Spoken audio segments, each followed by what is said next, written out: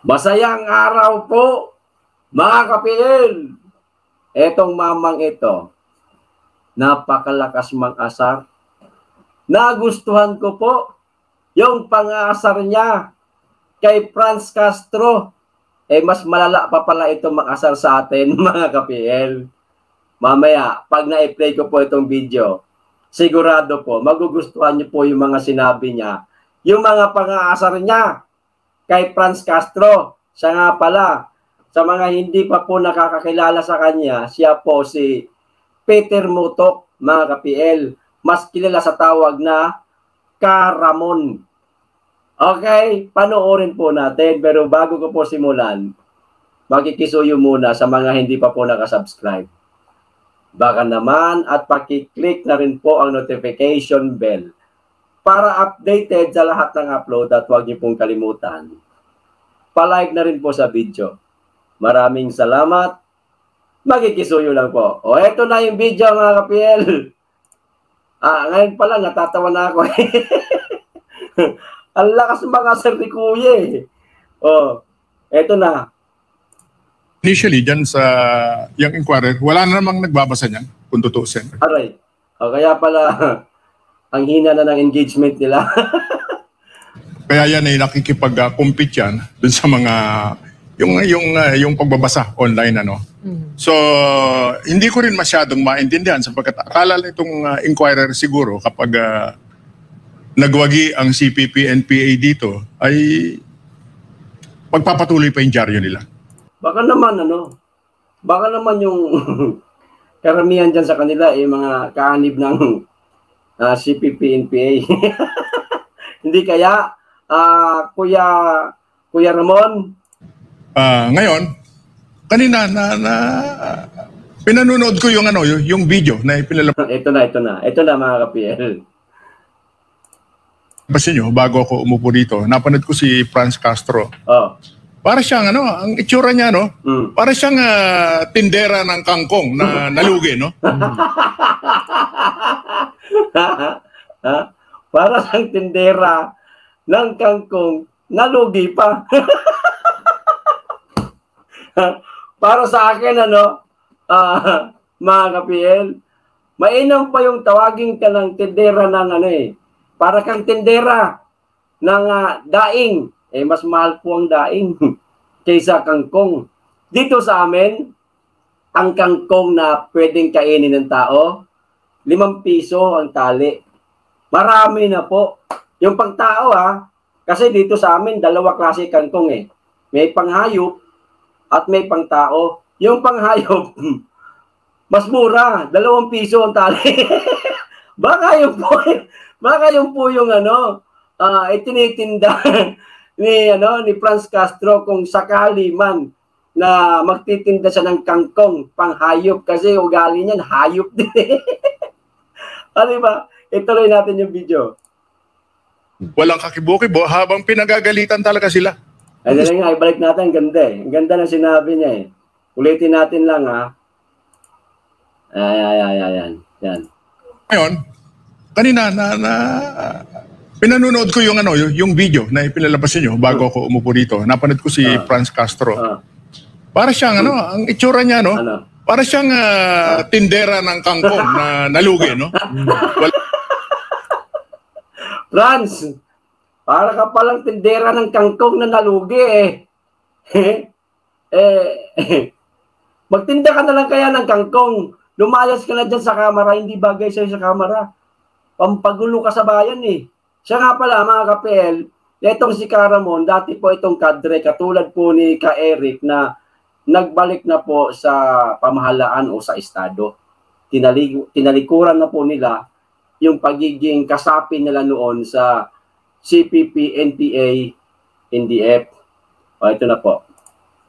Lang kakibo-kibo habang pinagagalitan talaga sila ng isang tribal leader. No? Yan po, kung napanood niyo yan, maliwanag na maliwanag. Yan ang kaso nila. Ito. Itong video na to, yung nakikita po sa gilid ni Ka-Ramon, may video rin po ako nito. 14 lumad minors kidnapped by Satoru Campo and Franz Castro. Meron din po ako nito. Abangan nyo po ito, upload ko nito mga ka-PL. Magpapaalam lang muna tayo sa 72nd Infantry Battalion na hiramin natin yung video nila para hindi po tayo mag-copyright strike. Kasi doon ko po napanood yung itong video na to. Pinagagalitan ho sila dyan ng tribal leader dahil nga sa mga kinuha nilang mga bata, minor de edad pa po. Nire-recruit nila. Palibhasa, lumad. Alam niyo naman, pag sinabi pong lumad kasi, maaari yung iba dyan, may mga pinag-aralan, maaari yung iba rin, wala. Kasi kapos din sa buhay. Hindi naman sa dinidiscriminate natin, pero madaling mauto po itong mga batang ito. Utuin mo lang, bigyan mo lang ng kung ano-ano. Alam mo yung pambata ng mga laruan, pagkain, makukuha mo na ang loob.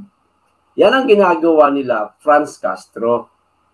Ang nakakapagtaka, bakit parang dinidikitan ito ni Speaker Martin Romualdez? Mamaya, mga kapiel, masasabi rin po ni Caramon na parang binibigyan pa ni Speaker ng pribilehiyo itong mga Makabayan Black na alam naman na natin lahat, hindi nalingid sa kaalaman natin, mga ka-PL, na mga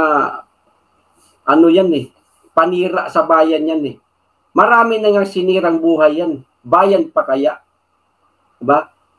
Nauuto. Parang si Martin Romualdez po yata ang nauuto nitong mga Makabayan Black, ha? Hindi ko malaman kung ginagamit ba ng maayos ni Speaker, no, mga kapatid. Hindi naman sa binabastos ko siya, no. Nagtatanong lang tayo bilang isang tao. Minsan makakapagtanong tayo, paano niya iniisip ito? Bakit malapit siya sa mga taong yan, mga Makabayan Black? O ituloy po natin yung video para mapanood po natin yung panawagan ni Caramon kay Martin Romualdez. Kidnapping. At, Speaker Romualdez, sana'y mapanood din yan. Walang karangalan at kahiya-hiya yung mga tao na yan. Nakita mo ba yung itsura niya mga yan? Yan ang magbabagsak ng gobyerno natin. Wala namang layuning magaling yung mga yan. Yang sila Franz Castro. Walang gagawing magaling yan. Correct. Ang kanilang ginagawa ay pinag-aaway-away nila at medyo nagtatagumpay sila. Pinag-aaway-away nila. Ganyan yan eh. Very basic yan sa kanila. No? Whatever the government supports, we oppose. No? At yung ginagawa nila ngayon, binebenta na naman nila yan. No? At yung pakikipag-alyansa nila sa mga congressman, alam naman nila na wala ring respeto sa kanila yan. Tactical alliance ang tawag dyan. At binabayaran lang sila, tumatanggap sila ng pera para meron silang ibili ng bala, ibili ng baril, ano?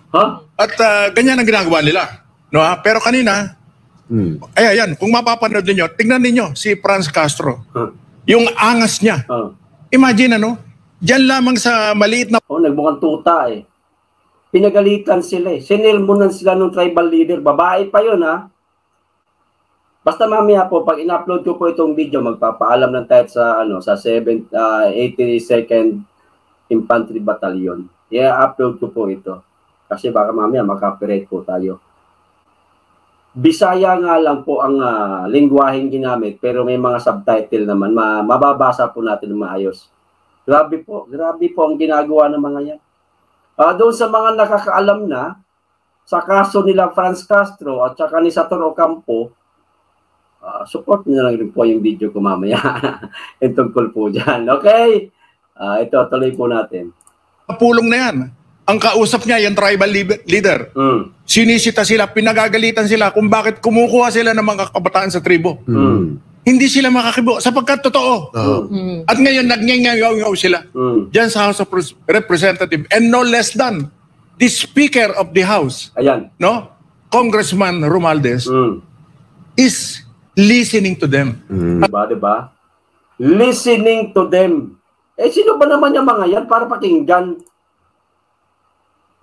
Mulat sa pool ang ginagawa ng mga yan, propaganda lang. Gawa ng baho yung isa, gawan din ng baho yung isa para pagsabungin, mag-away. Gusto kasi ng mga yan, gulo. magulo ang bansa. Ayaw nila ng masaya, matiwasay ang bansa natin. Ang gusto nila, magkagulo. Parehas na nilang, masarap kasi panuorin eh. Yung alam mo na parehas mo silang kalaban na habang nagsasabong. Masarap panuorin yung ganun eh. Di ba mga kapil? Yan po ang gusto ng mga yan. Ngayon, parehas ng sira yung magkabila kasi pinagsabong nila, pinag-away nila, tatakbo sila ngayon, mananalo sila, paniniwalaan sila ng taong bayan. Ganyan po ang propaganda nila. Ganyan po ang estilo nila para mailuklok sila sa pwesto. Ngayon, pag sila na ang namumuno, ayari na tayo. Alam mo natin ugali ng mga yan. Di ba? No? Congressman Romualdez is listening to them. At binibigyan pa sila ng mga pribileyo. Yes. Masyadong na yan, masyadong garapal yan. Ikaw, Speaker Romualdez, kung mapapanood mo ba yan, kakausapin mo yung mga tao yan? Iimbitahin mo yung mga tao na yan? Samantalang, ang bibigat ng demanda niyan. Bakit hindi po ba kayo naniniwala sa kapulisan natin? Kamusta na nga pala yung demanda ng mga yan? Di ba? Yung kidnapping, kamusta na nga pala? Ilang taon na, parang hindi natin kine-question yung yung korte na may hawak ngayon ng kaso nila tungkol sa kidnapping. Kasi hindi na ipagpatuloy ang pagdinig noon sa pagkakaalam ko lang kasi nag-change venue. O sana doon sa bagong venue na pinaglipatan, nadidinggin yung kaso nila, paglilitis, sana maituloy para masampahan ng kaso yung mga yan. Maliwanag yan eh. Nagkasala sa batas yan eh. Kidnapping yan eh. Napakaraming mga kababayan natin, kapraso lang na pagkakasala, nakukulong kaagad. Pero bakit sila? Bakit pag nasa pwesto, nasa gobyerno, napakatagal, napakakunat, ang hirap ipakulong. Pero itong mga pobreng mga kababayan natin, matandang kumuha lang ng mangga, nakulong. Siya naman nagtanim ng mangga.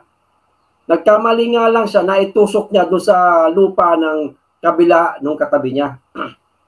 Siya nagtanim, pero nung nagkabunga na, gusto niyang tikman yung tanim niya, nakulong. Pobre kasi, no? At hindi politiko, no? Pag ganyan, ay naku nga naman talaga buhay, oo. Hindi po natin uulitin ko, hindi ko po kine-question yung korte na may hawak ng kaso nila. Pero bakit ganun po? Sana yung nagkasala pagbayarin tulad niya ni Franz Castro. Maliwanag naman eh. Sana mahatulan na ito ng korte. Pakulong nyo yan. Magulo sa bansa yan. Ito pa. Ang bibigat ng demanda niyan. Bakit hindi po ba kayo naniniwala sa kapulisan natin? Hindi kayo naniniwala sa mga tribal leaders? Sa mga tribal leaders? Sinong paniniwalaan nyo yan? Okay na po. Wala na po mga kapil. Tapos na po yun. Yan na nga. Speaker, sana natawagan kayo ng pansin ni Ramon. Huwag niyo pong pagkakausapin niya mga yan. Sila po ang sisira sa administrasyon ng pinsan ninyong si Pangulong Marcos. Kung gusto ho ninyong masira ulit ang pangalang Marcos, sige, pagpatuloy niyo po ang pagdikit sa mga yan. Ang pagkilala sa mga yan, ang pagbibigay ng pribilehiyo sa mga yan. Tuloy nyo lang. Pero kung ginagamit nyo lang po sila sa anumang kadahilanan ninyo, sana hanggang doon lang sa paggamit. Huwag naman na baka isang araw, kumiling na po kayo ng kumiling sa kanila. Tandaan po natin, Speaker, mga salot ho yan sa bayan. Walang maidudulot na mabuti po ang pagkikipagkaibigan nyo dyan. Nabigyan pa ngayon ng boses. Mismo si Franz Castro pa ang may sabi na mas sweet daw ngayon ang administrasyon ng Kamara kaysa noong nakaraang administrasyon ni Tatay Digong. Kasi walang boses yung mga yan sa Kongreso noong panahon ng Duterte. Walang boses. Ngayon nabigyan ng kapirasong boses sa Kamara na papakinggan yung mga sinasabi nila, lumaki ulo. Kita nyo na kung paano nila sinasamantala kapag pinagbibigyan sila. Ganyan po kasalbahe mga yan. O di ba? Ayos. Hanggang dito lang po. Maraming salamat. Mag-iingat kayo lagi. Be blessed.